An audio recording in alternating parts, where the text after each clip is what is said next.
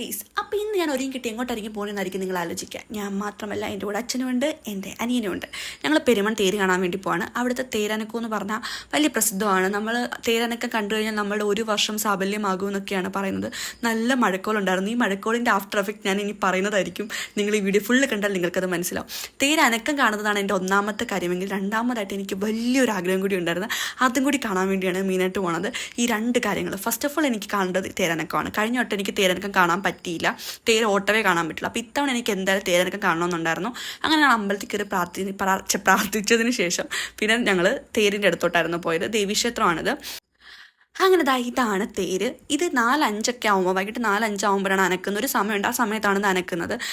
ഇനി അങ്ങോട്ട് പിന്നെ നടന്ന് എന്താണെന്ന് എനിക്കറിയില്ല. ഈ ആന അങ്ങോട്ടൊക്കെ പോയി കഴിഞ്ഞാൽ തേരനക്കം എല്ലാം കണ്ടു കഴിഞ്ഞപ്പോഴത്തേക്ക് നല്ല അട്ടാറ് മഴയായി കേസ്. മഴയെന്ന് പറഞ്ഞോ ഭയങ്കര മഴ. പക്ഷെ തേരനക്കം കണ്ടു കേട്ടോ. തേരനക്കം കാണാനുള്ള ഭാഗ്യം ഞങ്ങൾക്കുണ്ട്. അത് കണ്ടു. അത് കണ്ടതിന് ശേഷം ഞങ്ങളെല്ലാം കൂടി ഓടിയൊരു വീട്ടിലേക്ക് കയറി നിന്ന് എല്ലാ ആൾക്കാരും പല വഴിക്ക് ഓടി കയറി. അമ്മാതിരി മഴ, ആരെങ്കിലും കുടയൊന്നും ഇല്ലായിരുന്നു. പിന്നെ അതിന് ശേഷം മഴയെ കുറച്ച് തോന്നിയതിന് ശേഷം വീണ്ടും ഞങ്ങൾ തേരിൻ്റെ അടുത്തോട്ട് വന്നു.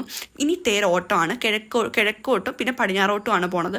അപ്പം ഇതിപ്പം പോകുന്നത് പടിഞ്ഞാറ് ഭാഗത്തോട്ട് പോകും. പടിഞ്ഞാറ് ഭാഗമാണെന്ന് തോന്നുന്നു. എനിക്ക് പടിഞ്ഞാറ് ഭാഗത്തോട്ടാണ് പോകുന്നത്. പടിഞ്ഞാറ് ഭാഗത്തോ പിന്നെ അവിടുന്ന് കിഴക്ക് ഭാഗത്തോട്ട് അങ്ങനെ പോണത്. ഇങ്ങനെ അങ്ങോട്ടും ഇങ്ങോട്ടും ഓടുന്നതാണ്. ആ സമയത്ത് നമുക്ക് നമ്മുടെ ഇഷ്ടാഗ്രഹങ്ങളും നമ്മുടെ ദേവി ചൈതന്യമാണെന്നാണ് പറയുന്നത്. ദേവി ചൈതന്യമാണ് തേരായിട്ട് കാണിക്കുന്നതെന്നാണ് പറയുന്നത്.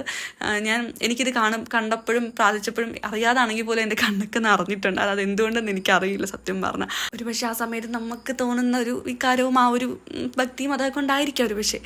ഇനിയാണ് ഞാൻ പറഞ്ഞ രണ്ടാമത്തെ കാര്യം. ഞാൻ കാണാൻ പറ്റില്ല എന്ന് കരുതി തിരിച്ചു പോകാൻ നിന്ന സമയത്താണ് സത്യമായിട്ടും എൻ്റെ മുമ്പിൽ മഹാദേവൻ കൊണ്ടുവന്ന എനിക്ക് തൃക്കടവൂർ ശിവരാജ്. എനിക്കറിയില്ല, എനിക്ക് പറയാൻ വാക്കുകളില്ലായിരുന്നു. ഞാൻ അമ്പലത്തിൽ വെച്ച് ശിവരാജനെ കാണുമെങ്കിലും എനിക്കിന്ന് തിടമ്പെടുത്ത് ഇതുവരെ ശിവരാജനെ കണ്ടിട്ടില്ല. ഫസ്റ്റ് ടൈമായിരുന്നു കാണുന്നത്.